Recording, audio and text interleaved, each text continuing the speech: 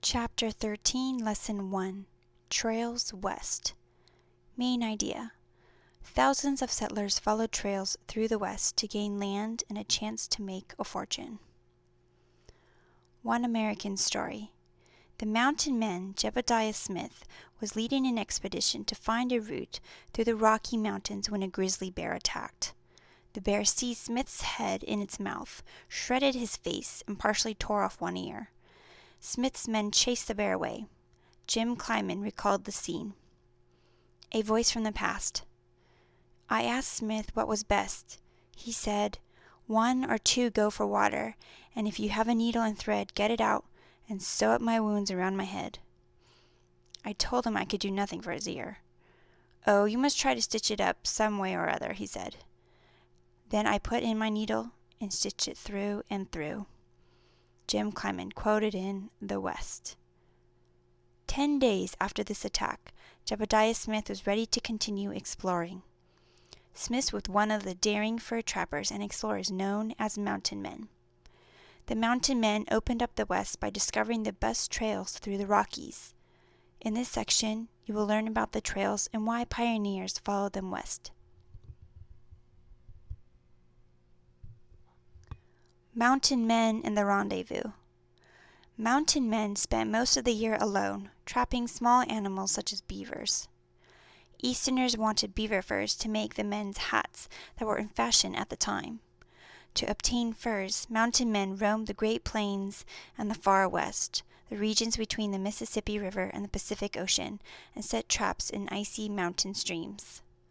Because of their adventures, mountain men such as Jebediah Smith and Jim Beckwourth became famous as rugged loners. However, they were not as independent as legends have portrayed them. Instead, they were connected economically to the businessmen who bought their furs.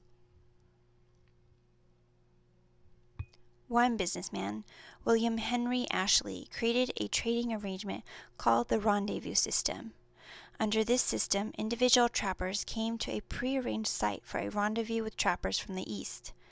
The trappers bought supplies from these traders and paid them in furs. The rendezvous took place every summer from 1825 to 1840.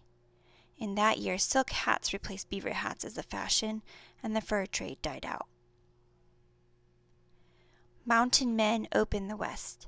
During the height of the fur trade, mountain men worked some streams so heavily that they killed off the animals. This forced the trappers to search for new streams where beaver lived. The mountain men explorations provided Americans with some of the earliest first-hand knowledge of the Far West. This knowledge and the trails the mountain men blazed made it possible for later pioneers to move west. For example, thousands of pioneers used South Pass, the wide valley through the Rockies that Jebediah Smith had publicized. Smith learned of this pass in present-day Wyoming from Native Americans. Unlike the high northern passes used by Lewis and Clark, South Pass was low, so snow did not block it as often as it blocked higher passes. Also, because South Pass was wide and less steep, wagon trails could run through it. Smith wrote to his brother that he wanted to help people in need. It is for this that I go for days without eating, and am pretty well satisfied if I can gather a few roots, a few snails, a piece of horseflesh, or a fine roasted dog. The lure of the West. Few of the people who went west shared Smith's noble motive. To many, the West with its vast stretches of land offered a golden chance to make money. The Louisiana Purchase had doubled the size of the United States, and some Americans wanted to take the land away from Native Americans who inhabited this territory. People called land speculators bought huge areas of land. To speculate means to buy something in the hope that it will increase in value. If land value did go up, speculators divided their land holdings into smaller sections. They made great profits by selling those sections to the thousands of settlers who dreamed of owning their own farms. Manufacturers and merchants soon followed the settlers west. They hoped to earn money by making and selling items that farmers needed. Other people made the trip to find jobs or to escape people to whom they owed money.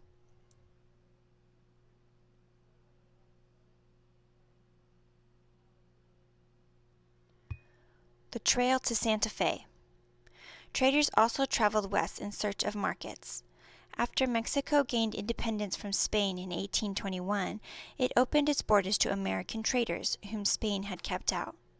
In response, the Missouri trader William Becknell set out with hardware, cloth, and china for Santa Fe, capital of the Mexican province of New Mexico. By doing so, he opened the Santa Fe Trail, which led from Missouri to Santa Fe. Once in Santa Fe, he made a large profit because the New Mexicans were eager for new merchandise. When Becknell returned to Missouri weeks later, a curious crowd met him. One man picked up one of Becknell's bags and slit it open with a knife. As gold and silver coins spilled onto the street, the onlookers gasped. The news spread that New Mexico was a place where traders could become rich. The following spring, Becknell headed to Santa Fe again. This time he loaded his trade goods into covered wagons, which Westerners called prairie schooners. Their billowing white canvas tops made them look like schooners or sailing ships. Becknell could not haul wagons over the mountain pass he had used on his first trip to Santa Fe. Instead, he found a cutoff, or shortcut, that avoided steep slopes but passed through a deadly desert to the south. As his traders crossed the burning sands, they ran out of water. Crazed by thirst, they lopped off mules' ears and killed their dogs to drink the animals' blood. Finally, the men found a stream. The water saved them from death, and they reached Santa Fe. Becknell returned home with another huge profit. Before long, hundreds of traders and prairie schooners braved the cutoff to make the 800-mile journey from Missouri to New Mexico each year. Oregon fever.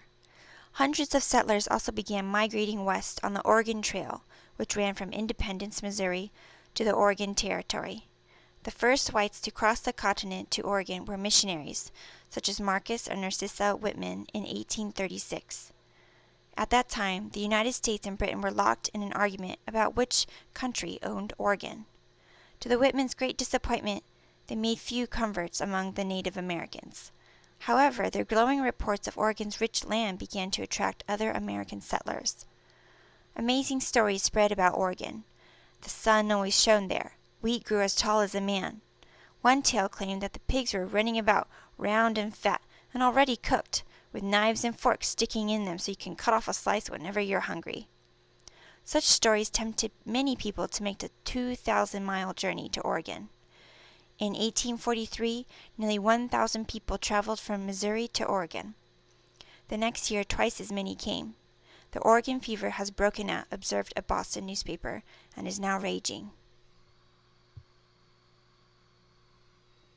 One family heads west. The experiences of the Sager family show how difficult the trail could be. In 1844, Henry Sager, his wife, and 6 children left Missouri to find cheap, fertile land in Oregon. They had already moved 4 times in the past 4 years. Henry's daughter, Catherine, explained her family's moves. A voice from the past. Father was one of those restless men who are not content to remain in one place long at a time. He'd been talking of going to Texas, but Mother, hearing much said about the healthfulness of Oregon, preferred to go there. Catherine Sager, quoted in the West. The Oregon Trail was dangerous, so pioneers joined wagon trains. They knew their survival would depend on cooperation. Before setting out, the wagon train members agreed on rules and elected leaders to enforce them. Even so, life on the trail was full of hardship. The Sagers had barely begun the trip when Mrs. Sager gave birth to her 7th child. 2 months later, 9-year-old Catherine fell under a moving wagon, which crushed her left leg. Later, camp fever killed both of the Sager parents. Even though the Sager parents had died, the other families in the train cooperated to help the Sager orphans make it to Oregon. There, the Whitmans agreed to adopt them. When Narcissa met them, Catherine recalled, "We thought, as we shyly looked at her, that she was the prettiest woman we had ever seen." The Mormon Trail. While most pioneers went west in search of wealth, one group migrated for religious reasons. The Mormons, who settled Utah, were members of the Church of Jesus Christ of Latter-day Saints. Joseph Smith had founded this church in upstate New York in 1830. The Mormons lived in close communities, worked hard, shared their goods, and prospered. The Mormons, though, also made enemies. Some people reacted angrily to the Mormons' teachings. They saw the Mormon practice of polygamy, allowing a man to have more than one wife at a time, as immoral.